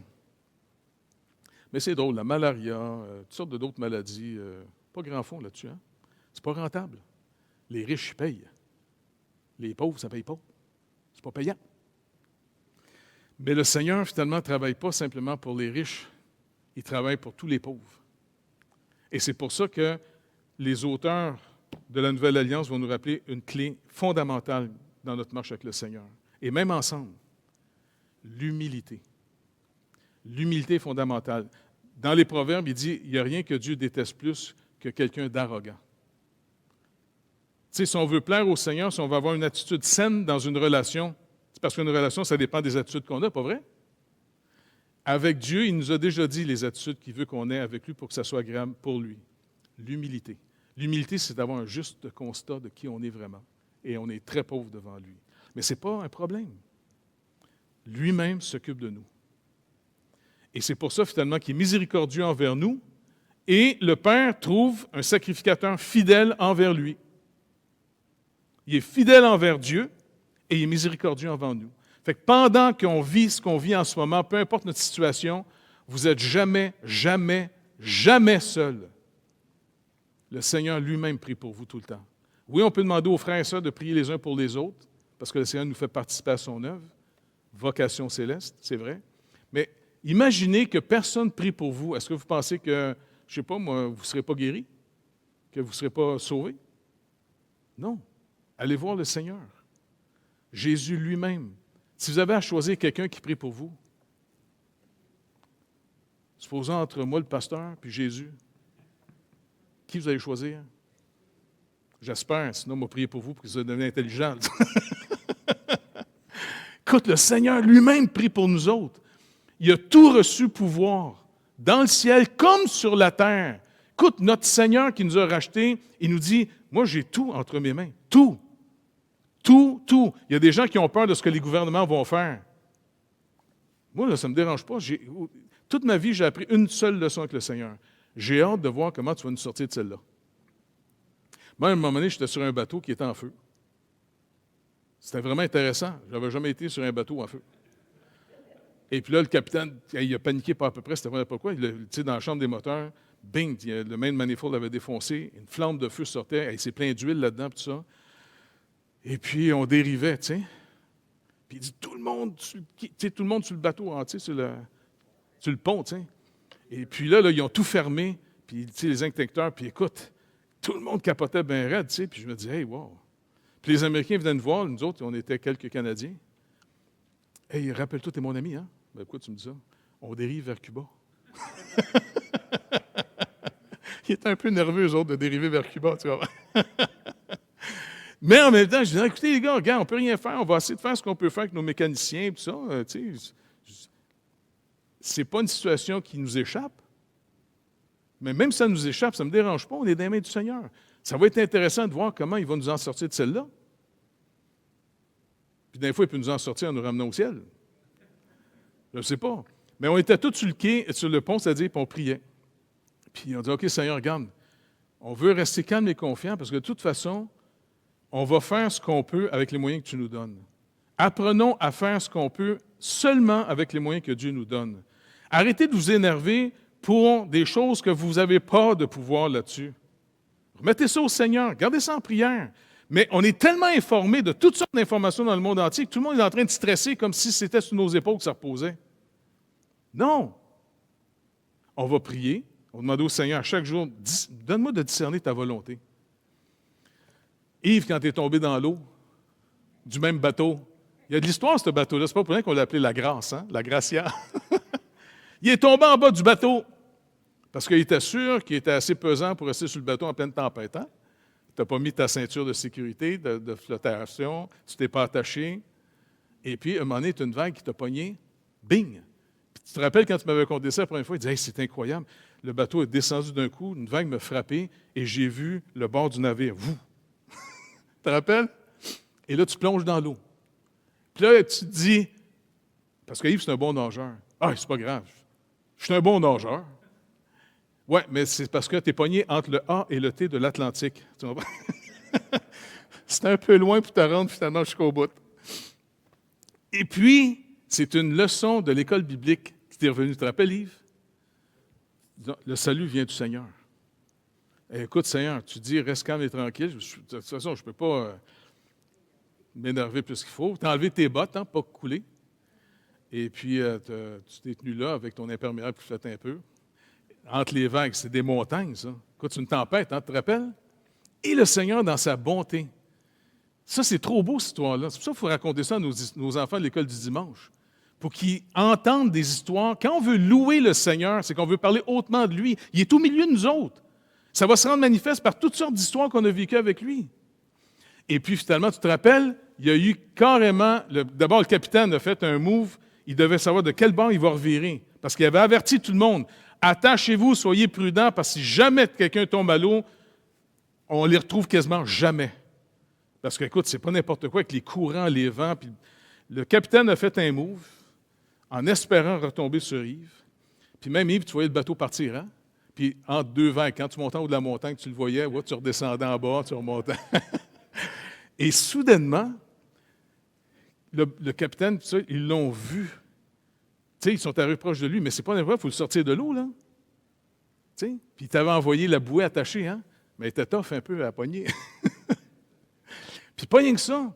Une vague, là, si ça le smash sur le bateau, là, ça l'assomme, bing, il descend. Le Seigneur a fait une grâce incroyable. Yves me racontait, à un moment donné, ça s'est calmé. Il y a eu même un éclairci, hein, tu te rappelles? Le soleil a éclairé le bateau et le tour du bateau. Et tranquillement, la mer s'est calmée pour être capable de sortir de l'eau sans les vagues. Il s'occupe de nous autres. C'est pas que tu étais le chrétien le plus intense. Tu n'étais pas 3 jours par semaine en jeûne, pas vrai? Tu étais ordinaire, mais tu as cru et dans une épreuve, tu y as fait confiance. Tu es un témoin, Yves. Tu es un témoin que ce n'est pas rien qu'une religion qu'on fait ici. Ce n'est pas qu'on est la meilleure église du monde. Non, non, c'est qu'on a le meilleur sauveur du monde. C'est ça qui compte le plus. On est tous des bizarres. C'est pour ça, calmons-nous, aimons-nous les uns les autres, et laissons nos bizarreries un petit peu plus à la maison. Et puis, tu sais, considérons le Seigneur plutôt au milieu de nous. Il est incroyable d'être capable de nous sauver toute la gang. Regardons-nous. Il nous sauve. Il nous aime. S'il nous aime, et puis qu'on est sujet de cet amour, on va apprendre à s'aimer aussi les uns les autres. On va apprendre à se soutenir. Quand ça ne va pas bien, pas grave, on va se soutenir. Et puis bientôt, il s'en vient nous chercher. Il est venu chercher encore un autre étudiant de la faculté, je l'ai appris samedi matin, hier matin. Un gars qui m'appelait une fois de temps en temps, justement, qui voulait que je sois son coach, tout ça, tu sais, puis OK, tu vas le coacher un peu. Et puis, il a appelé Steven Lascombe. Il dit, écoute, prie pour moi parce que j'ai vraiment des douleurs incroyables. Le gars était assez jeune, dans la quarantaine, hein, je pense. Père de 2 enfants, puis... Il dit, prie pour moi, je m'en vais à l'hôpital. Écoute, je me sens pas bien. Il est arrivé à l'hôpital, ils ont donné un traitement, il l'a rappelé, il a envoyé un texto, OK, je me sens beaucoup mieux, merci de prier pour moi. Durant la nuit, bing, le Seigneur est venu chercher. Et ça fait plusieurs personnes qui s'en vont finalement dans la présence du Seigneur. C'est notre destinée. Ici, on est en chemin. Ici, on est en train de connaître et faire connaître le Seigneur. Mais on s'en va tous bientôt dans notre vraie maison. Imaginez comment ça doit être béni que la mort est en arrière de toi. C'est pas le fun, ça? Tu n'auras plus jamais à mourir. Puis peut-être que dans le ciel, on va se raconter, « Hey, puis toi, t'es mort comment? » Moi, j'ai demandé au Seigneur, tu sais que les longs départs, moi, j'aime pas ça. Une petite vite, ça serait le fun, hein? Fait qu'à 2 fois que j'embarque dans mon char, je me dis, « Hey! » Puis souvent, à ma femme, je dis tout le temps, « OK, à plus tard, ou bien on se revoit au ciel, bye! » C'est trop béni, notre vie. On est en sécurité totale parce que Jésus nous a aimés et nous a fait connaître son nom. Maintenant, entre nous autres, comme l'auteur dit ici, si vous voulez continuer à développer cette communion avec lui, n'oubliez pas, entre Dieu et nous, il y a un nouveau souverain sacrificateur parfait. Il est fidèle et total envers Dieu. Et en même temps, il est rempli de miséricorde envers nous parce qu'il sait exactement ce qu'on vit. Puis il a compassion de ce qu'on vit. Il sait ce que c'est avoir froid, faim, peur, toutes ces choses. Il le sait, il les a toutes eues. Mais il les a triomphées. Pas parce qu'il était meilleur. Il a montré finalement Tu n'as pas besoin d'être un tout-puissant pour être capable de soutenir toutes les épreuves. C'est parce que je lui ai fait confiance en humain. C'est comme ça qu'il était appelé le Messie. C'est celui qui va venir et qui va lui faire confiance. Parce qu'en réalité, c'est notre incrédulité qui blesse le cœur de Dieu. Notre incrédulité est à l'origine de tous nos péchés. Notre foi, c'est de dire « je m'attends à toi ». Et puis le Seigneur manifeste sa fidélité, et plus il la manifeste, plus on a de l'assurance. Pas parce qu'on est meilleur, on trouve de plus en plus la source sûre. Il nous aime. On remet ça au Seigneur? Fait que Seigneur, je te prie que toute l'Église, mais spécialement nous ici à Fabreville, puis dans notre mouvement, mais entre autres ici, Seigneur, que tout le monde ait pas juste de l'information sur toi, Seigneur Jésus, mais qu'ils puissent tous être sûrs de savoir que toi-même tu les aimes. Seigneur, s'il y a un problème, qu'aucun de nous ait peur de venir te dire qu'on a un problème. Si on a des manquements, qu'on vienne te le dire. Car tu es notre souverain sacrificateur et tu nous rappelles que tu es rempli de miséricorde à notre égard. Tu sais très bien ce qu'on vit. Et Seigneur Dieu, il y a toutes sortes de choses en ce moment qui sont frappées. Et puis c'est des choses dans lesquelles, comme Jonathan nous rappelait, trop souvent on s'est confié peut-être dans plein de choses que la société nous fournissait qui produisaient une paix. Maintenant, on ne les a plus. Même nos rassemblements troublent certaines personnes, Seigneur Dieu. Mais tu restes toujours avec nous autres, Seigneur Jésus. Qu'on soit seul. L'apôtre Paul, en prison, il écrit aux Colossiens, il écrit aux Philippiens qu'eux avaient leur liberté. Et il leur rappelle, entre autres Philippiens, réjouissez-vous. Je le répète, réjouissez-vous sans cesse. Seigneur, cet homme-là était quelquefois dans la joie de la communion fraternelle et d'autres fois dans un isolement pendant 1 an ou 2 en prison. Mais ça ne l'empêchait pas de vivre avec toi. Et pendant ce temps-là, il s'approfondissait davantage dans ta grâce, dans la connaissance de toi, Seigneur Jésus. Pas juste de l'information biblique, là. Il te parlait. Il parlait à quelqu'un de vrai et vivant, vraiment ressuscité. Et Seigneur, tu t'es tellement bien occupé de lui que même toi, un jour, quand il est arrivé à Corinthe, Paul nous rappelle en l'écrivant, c'est Luc qui nous rappelle cette histoire dans les Actes, quand il est arrivé à Corinthe, tu l'as visité en songe pour le rassurer en lui disant maintenant que personne ne va l'attaquer. Tu vas le protéger. Et tu lui as dit, parle, parce qu'ici, j'ai un peuple nombreux. Et Seigneur, les Juifs, quand ils ont su qu'il était arrivé, ils l'ont attaqué, ils l'ont emmené devant les tribunaux, et c'était Galion qui était là. Et toi, Seigneur Dieu, tu avais déjà intervenu. Parce que Galion disait, si c'est une question de votre religion, je ne veux rien savoir. Si ce n'est pas un crime qu'il a fait, là, allez, tout le monde dehors, bye! Et Paul a été protégé par l'État pour pouvoir continuer son ministère à Corinthe pendant plusieurs mois. Seigneur, même Paul, un gars incroyable, même lui, tu connaissais sa limite. Et tu es venu le renouveler, l'encourager. Seigneur, à plus forte raison, nous, on n'est pas Paul pantoute. Fait qu'on a tellement besoin que tu renouvelles notre marche avec toi. Renouvelle, Seigneur, notre intimité avec toi. Tu ne nous abandonnes jamais. Donne-nous, Seigneur Dieu, de ne pas vivre de l'impression que produit l'événement, mais plutôt de la réalité que ta parole nous déclare. Tu es avec nous et tu ne nous abandonneras jamais.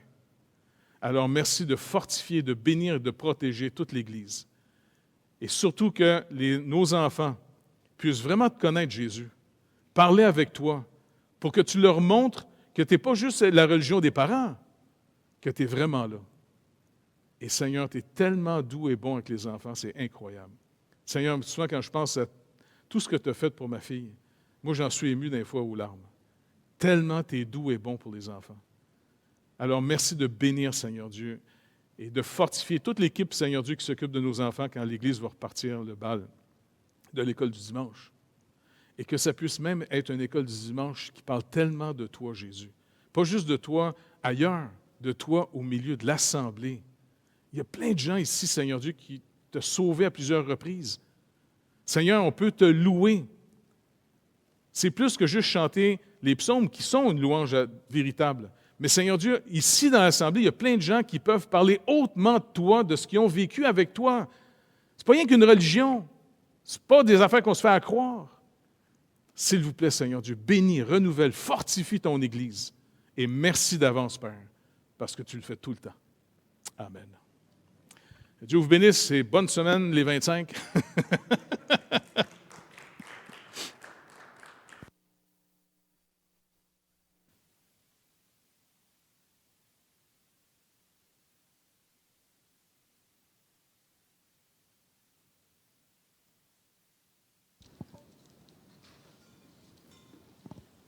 Alors, avant que vous nous quittiez, rapidement, il est 12h15. Alors, cette semaine, comme à l'habitude, on poursuit les groupes maison. Et puis, l'étude de la 1689, de la confession de foi, donc disponible à compter de 17h tous les mercredis en différé. Donc, préenregistré et disponible à compter de 17h tous les mercredis. Avril, mois de prière pour les anciens, donc que Dieu nous accorde de nous appliquer, que les anciens s'appliquent à l'étude et à l'enseignement de la parole de Dieu, selon 2 Timothée 4:2. Alors, donc, avril, mois de prière pour les anciens, et puis la chaîne de prière se poursuit les lundis. Alors que le Seigneur nous apprenne à prier. Et puis,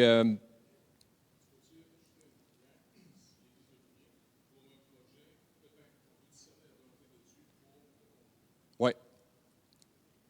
Alors, entre autres, on va apprendre à prier, on veut apprendre à discerner la volonté de Dieu dans tous les projets qui se présentent à nous. Et un de ces projets-là, c'est d'implanter une église en République démocratique du Congo. Alors, écoutez, il n'y a rien fait, mais on ne veut pas fermer aucune porte. Notre cœur, c'est de faire sortir l'Évangile, comme tu nous le rappelles, et puis c'est de voir ce que Dieu ouvre devant nous comme champ missionnaire. Et puis, c'est une grâce de pouvoir participer à cette œuvre-là, où Dieu nous envoie avec toutes nos faiblesses, nos maladresses, mais sa parole qui est infaillible et qu'on va proclamer là où Dieu va nous envoyer. Et puis, l'implantation d'Église reste quelque chose qui est au centre de nos intérêts, de nos motivations comme Église locale.